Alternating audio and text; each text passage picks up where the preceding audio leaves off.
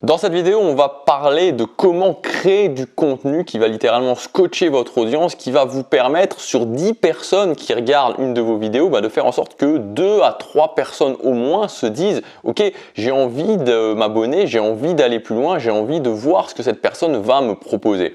Encore une fois, on a souvent l'impression qu'il faut raisonner en termes de masse, mais ça ne sert à rien de pêcher à la dynamite dans une rivière qui est vide. C'est-à-dire que vous pouvez dynamiter l'entièreté d'une rivière, s'il n'y a pas de poisson dedans, ça ne sert à rien. Alors que vous pouvez juste y aller intelligemment avec une petite épuisette, mais si vous faites ça dans une rivière qui grouille de poissons, vous allez avoir beaucoup plus de poissons au final que dynamiter une rivière complète, mais si cette rivière est vide, il ne se passera absolument rien. L'idée, c'est toujours la même chose, c'est de comprendre que la masse, ça ne sert à rien. Ce qu'il faut, c'est créer une relation avec les gens. Ce qu'il faut, c'est apporter de la valeur à un petit nombre de personnes. C'est ça qui va vous permettre véritablement de pouvoir vivre de votre contenu. Dans cette vidéo, je voudrais vous partager un outil qui va vous permettre de passer votre contenu à la vitesse supérieure, c'est de mettre en place un calendrier de contenu.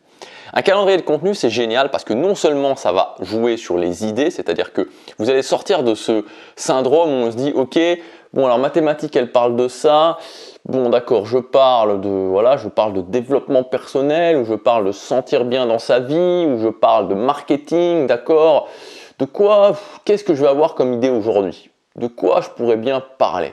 Bon, ça ne fonctionne pas du tout. Si vous êtes à ce stade-là, ça ne marche pas. Il faut arrêter tout de suite et passer sur une technique qui fonctionne, le fait d'avoir un calendrier de contenu. Donc ça va être absolument, si vous ne l'utilisez pas, une révélation pour vous en termes d'idées, mais pas seulement, ça va vous permettre de mieux vous organiser, ça va vous permettre aussi de pouvoir mesurer vos résultats, extrêmement important d'avoir du retour sur vos résultats par rapport à vos objectifs et notamment vos objectifs financiers, et ça va vous permettre aussi ensuite, donc si vous mesurez, de pouvoir ajuster et d'arrêter d'être dans le vide total.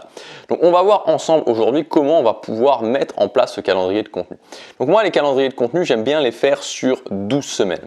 12 semaines, donc c'est une tournante sur 12 semaines, c'est un calendrier tournant sur 12 semaines. 12 semaines, c'est bien parce que c'est pas trop court, c'est-à-dire que pour votre audience, il y a une variété dans ce calendrier de contenu, 12 semaines, et en même temps pour vous, c'est pas trop long pour mesurer et ajuster, parce que quand on fait sur du 16 ou sur du 20 semaines, ça devient véritablement trop long. Donc on va partir sur un calendrier de 12 semaines. Donc concrètement, ça veut dire que vous allez prendre une feuille de papier et un crayon et vous allez dessiner 12 cases qui vont correspondre aux 12 semaines de votre calendrier. Donc ensuite, dans chacune de ces 12 cases, vous allez insérer une sous-thématique. Donc j'en ai parlé dans la vidéo d'hier de l'idée de créer un angle, de partir sur un angle et ensuite de créer des sous-thématiques, de découper cet angle en sous-thématiques. Si vous n'avez pas vu la vidéo d'hier, si ça ne vous parle pas, regardez-la. Vous verrez que ça vous permettra de découvrir des choses à ce niveau-là. C'est excessivement important de faire ça. Si vous ne faites pas ça, vous allez droit dans le mur. Il faut impérativement partir sur un angle. Il faut impérativement avoir une liste de sous-thématiques. Donc moi, par exemple, ce que j'ai utilisé au début de cette chaîne, mon angle, c'était contrôler son quotidien. Bien sûr que mathématiques générales, c'est le fait de créer la vie qu'on veut. Mais créer la vie qu'on veut, ça peut être, comme font beaucoup de concurrents, parler de PNL, parler de la loi de l'attraction, parler de rechercher le bonheur, de trouver le bonheur dans les petites choses du quotidien. Il y a beaucoup de gens qui parlent de développement personnel sous cet angle-là. Moi, c'est pas l'angle que j'ai choisi le fait de contrôler son quotidien. Contrôler son quotidien, c'est déjà bien, ça reste encore vague. Ensuite, il y a une sous-thématique qui est les habitudes, les routines matinales, comment rester motivé sur la durée, comment s'organiser, comment être autodiscipliné, comment avoir de l'énergie au quotidien, etc., etc. Donc il y a plein de sous-thématiques, donc c'est à vous, encore une fois je vous invite à regarder la vidéo d'hier si vous ne l'avez pas vue, de trouver votre angle et de découper ça en sous-thématiques. Une fois que vous avez ces sous-thématiques, vous allez insérer ces 12 sous-thématiques dans vos 12 cases. Après, une fois que vous avez vous avez inséré dans chacune de ces cases, donc par exemple semaine 1, habitude, semaine 2, routine matinale, semaine 3, organisation, semaine 4, autodiscipline, etc., etc. Une fois que vous avez fait ça, ce que vous allez faire, c'est que vous allez définir un rythme de publication. Donc au niveau du rythme de publication, moi ce que je vous conseille, c'est de partir sur du 4 vidéos par semaine. Je pense que c'est bien pour démarrer. Pour moi, c'est soit 4, soit 7. C'est-à-dire que je ne vois pas spécifiquement d'intérêt à faire du 5 ou 6 vidéos par semaine, honnêtement.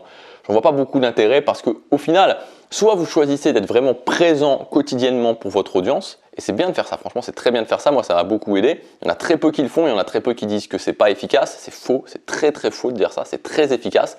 Donc soit vous choisissez ça, mais ça demande un certain travail évidemment, ou alors vous partez sur du 4 vidéos par semaine. Pour moi c'est les deux choix à faire. Vous pouvez toujours faire 3, mais 3 ou 4 ça change pas grand chose et 4 c'est tellement plus payant, c'est tellement mieux d'en faire 4. Et si vous partez sur du 1 ou 2 vidéos par semaine, c'est vraiment trop faible. Et si vous pensez que vous n'avez pas le temps, c'est faux. C'est parce que vous vous organisez mal. J'en parle notamment dans la formation où je vous dévoile ma stratégie de contenu. Vous avez le premier lien dans la description. Donc, on va imaginer que vous avez 4 contenus par semaine. Donc, dans chacune de vos cases, la case numéro 1, la case numéro 2, la case de numéro 3, vous avez inséré vos sous-thématiques et vous allez, donc dans la case numéro 1, faire 4 petits cadres qui vont correspondre à chacune de vos vidéos. Donc, la première semaine, sous-thématique habitude, et j'ai 4 petits cadres qui correspondent aux 4 vidéos que je vais publier. À partir de là, je vais appliquer 2 filtres pour justement définir les vidéos que je vais publier dans cette sous-thématique des habitudes. Le premier filtre, ça va être quels sont les problèmes que je vais résoudre. Dans chacune des sous-thématiques que j'ai, il faut que je me pose la question, quel est le problème, quels sont les problèmes que les gens ont envie de résoudre. Encore une fois, ça sert à rien de faire des vidéos pour s'écouter parler, ça sert à rien de faire des vidéos pour juste parler de son expérience, c'est intéressant, mais c'est pas suffisant. On vient, et moi j'en fais partie quand je consulte des vidéos parce qu'on a un problème, on a envie d'avoir une solution à ce problème. Si je suis juste là en train de m'écouter parler, ça ne sert à rien. Il faut toujours aborder une vidéo et concevoir entièrement sa vidéo sur l'idée de la résolution d'un problème précis. Et donc, si vous n'avez pas ce problème en tête, c'est très compliqué. C'est pour ça qu'il faut avoir ce problème en tête. Et donc, j'ai ma case numéro 1, ma sous-thématique habitude.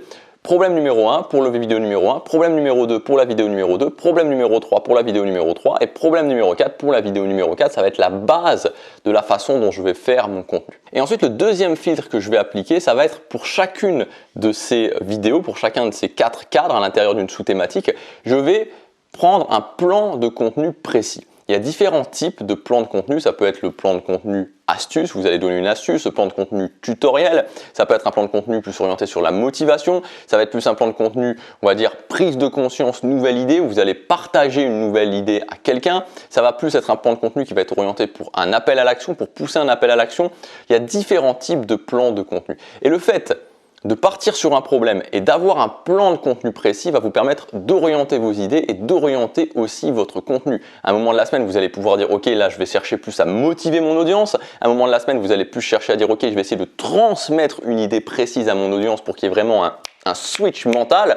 À un autre moment de la semaine, vous allez dire « Ok, je vais essayer de donner une liste d'étapes précises à mon audience ». Et ça va apporter aussi de la variété et ça va vous simplifier la tâche pour vous.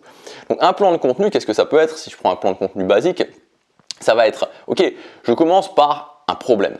Quel est le problème? Donc, je vais commencer par parler du problème. Ensuite, je vais expliquer par exemple ce que font la plupart des gens par rapport à ce problème, c'est-à-dire la fausse solution que la plupart des gens vont utiliser. Bon, il y a d'autres façons de faire, mais voilà. Donc, par exemple, le problème, ça peut être le régime. Je veux perdre du poids. Enfin, le problème plutôt, ça peut être je veux perdre du poids. J'ai envie de mincir. La fausse solution, ça va être le régime. C'est-à-dire ce que tout le monde utilise, pourtant qui ne fonctionne pas. Ensuite, je vais commencer avec une nouvelle idée.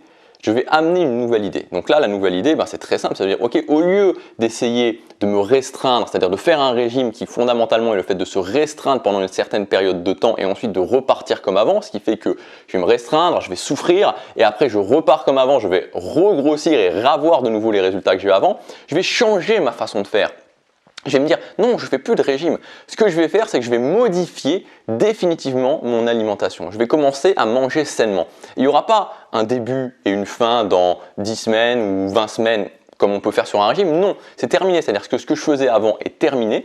Je construis une alimentation qui va à la fois être saine et à la fois me faire plaisir aussi. Je vais intégrer aussi cette notion de plaisir. Et comme ça, je vais pouvoir continuer sur la durée sans jamais reprendre mon poids. Je vais pouvoir maigrir et voilà, adopter ce nouveau style de vie. C'est complètement changer son style de vie. Donc ça, c'est la nouvelle idée. Et après, vous allez pouvoir faire la liste d'étapes concrètes. Comment, du début à la fin, par exemple, vous réussissez à faire ce changement sans faire de régime, ce nouveau style de vie. Comment faire concrètement? Qu'est-ce qu'il faut commencer par faire? Qu'est-ce que je mange? Voilà, comment je sais pour mon poids, etc., etc. Voilà. Donc voilà, ça, c'est l'idée d'un plan de contenu. Et vous voyez que quand, au lieu de vous dire voilà, je ne sais pas trop comment je vais parler de ce problème, au lieu de vous dire ok, j'ai un problème, quelles sont les fausses solutions, quelle est la nouvelle idée que je vais mettre en place et quelle est la liste d'étapes que je vais expliquer, tout de suite c'est beaucoup plus simple. Et vous pouvez aussi l'agrémenter avec des exemples, donc on peut vraiment faire des plans de contenu qui permettent vraiment de suivre les plans de contenu à la lettre et de plus prendre la tête vraiment quand on crée son contenu.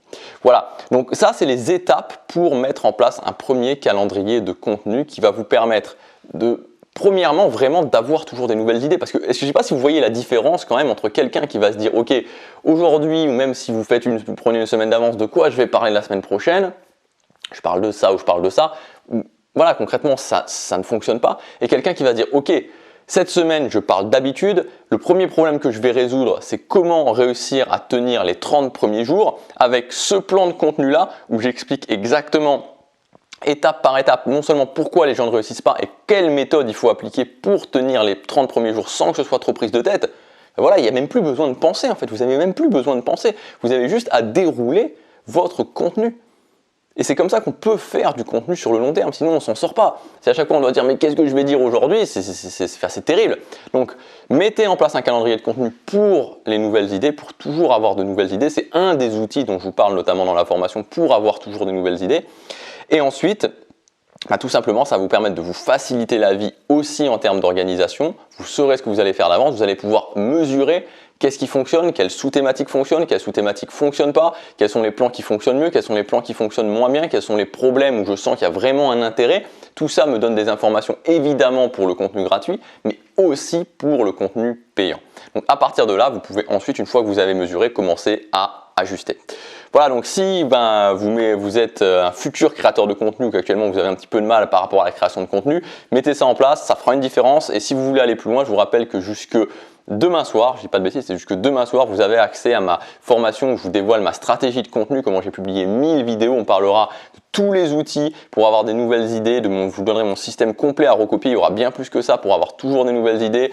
On parlera des plans de contenu, on parlera de comment continuer quand c'est difficile, on parlera de comment s'organiser, comment simplifier les choses et se concentrer sur l'essentiel. Et je vous dévoilerai aussi 5 secrets que j'ai jamais dévoilés encore dans les vidéos YouTube ni dans les formations qui m'ont permis justement de faire ces 1000 vidéos. Vous avez toutes les informations dans le premier lien dans la description. Je vous dis à demain, passez à l'action, chaque jour compte.